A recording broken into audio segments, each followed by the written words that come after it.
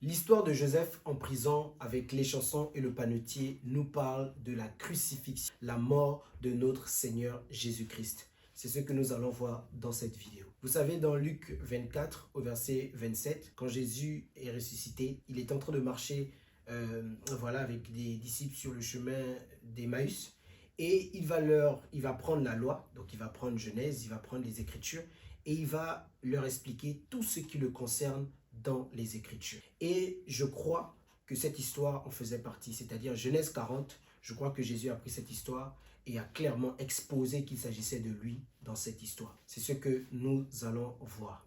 Déjà, commençons le premier verset déjà de Genèse 40. Donc, le panetier, il faut comprendre que c'est celui du coup qui apporte le pain dans la maison au roi, qui apporte le pain au roi. L'échanson, c'est celui qui apporte le vin au roi. Donc, les deux vont être mis en prison par le roi. Pourquoi? Parce qu'ils vont offenser le roi. Le roi ici, c'est une image du Père. L'échanson et le panetier, c'est une image de Jésus-Christ. L'échanson et le panetier vont offenser le roi. Comment Jésus-Christ a offensé le Père? Jésus-Christ a offensé le Père à la croix. Quand il a porté nos péchés, le Père l'a abandonné. C'est-à-dire le Père l'a mis en prison parce que le Père ne supporte pas le péché. Et Jésus-Christ a porté tes iniquités, mes iniquités. Vous voyez?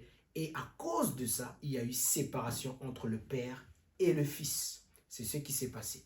Genèse 40, à partir du verset 1er, on nous dit que l'échanson et le panetier ont offensé le roi et ils ont été mis en prison. Et quand ils vont arriver en prison, ils auront un songe. Et les deux, vont être attristés parce qu'ils n'avaient pas l'explication du songe. Et là, Joseph, qui les gardait en prison, va venir vers eux et il va leur demander, mais pourquoi vous êtes tristes?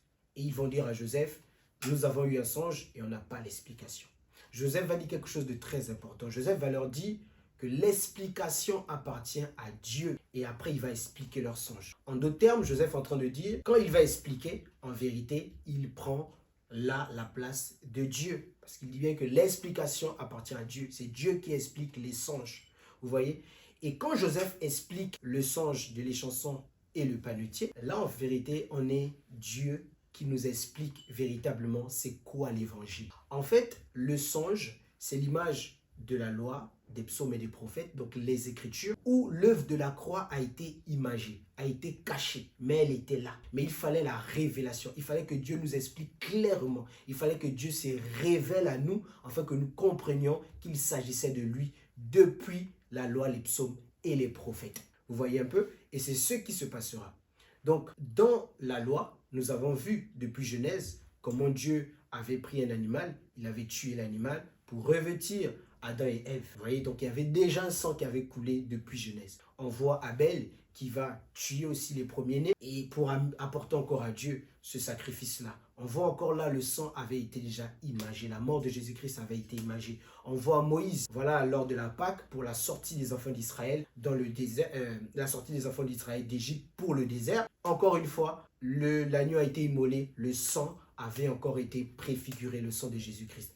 On voit Moïse qui donne les lois au peuple et il dit, voilà, si vous voulez être pardonné, vous apportez un agneau, l'agneau sera tué. Encore une fois, on voit la mort de Jésus-Christ qui avait été imagée. Donc, plusieurs fois, la mort de Jésus-Christ avait été imagée, avait été préfigurée. C'est ça, en fait, le songe de l'échanson et le panetier. Le songe, ça veut dire, on a des images, mais on n'a pas le véritable sens de ce que ça veut dire. Et on a besoin de Dieu. On a besoin que Dieu vienne se révéler à nous. On a besoin que Dieu vienne nous révéler qu'est-ce qu'il veut nous dire. Et c'est ce que Joseph va faire. Joseph va prendre premièrement le songe. Bon, on va prendre le songe du panetier, premièrement.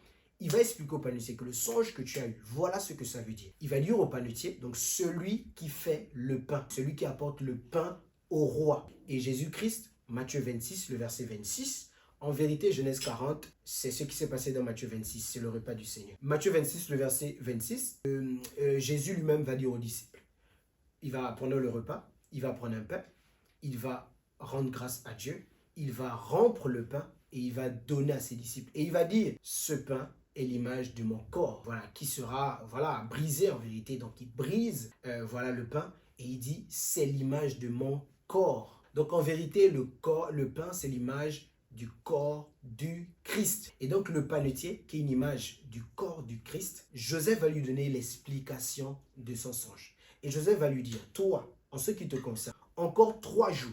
Donc 3 jours vont s'écrouler et ensuite tu seras totalement pendu. C'est-à-dire tu seras totalement mort. Donc là, en vérité, il est juste en train de dire au corps, c'est l'image du corps de Jésus-Christ, qui va faire 3 jours dans le tombeau, mais qui ne reviendra pas. C'est-à-dire après les 3 jours dans le tombeau, Jésus-Christ sera véritablement mort définitivement. Quant à la chair, c'est très important, quant à la chair, c'est-à-dire le corps de Jésus-Christ sera totalement brisé. Vous voyez? C'est ça l'explication du songe du panetier. Et par contre, qu'est-ce qui va se passer pour l'explication du songe de l'échanson, c'est-à-dire celui qui apporte le vin? Joseph va lui dire, quant à toi, en ce qui te concerne, encore 3 jours et tu seras rétabli dans ta fonction. Qu'est-ce que ça veut dire?